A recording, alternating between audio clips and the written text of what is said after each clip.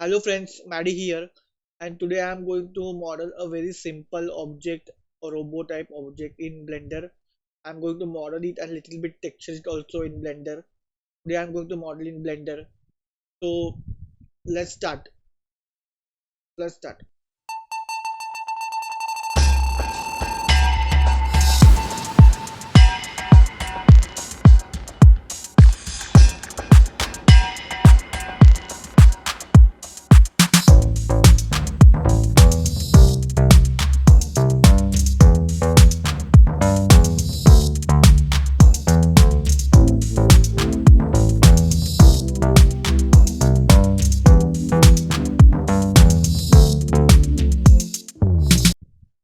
Hello friends, that's it. So this is our final render.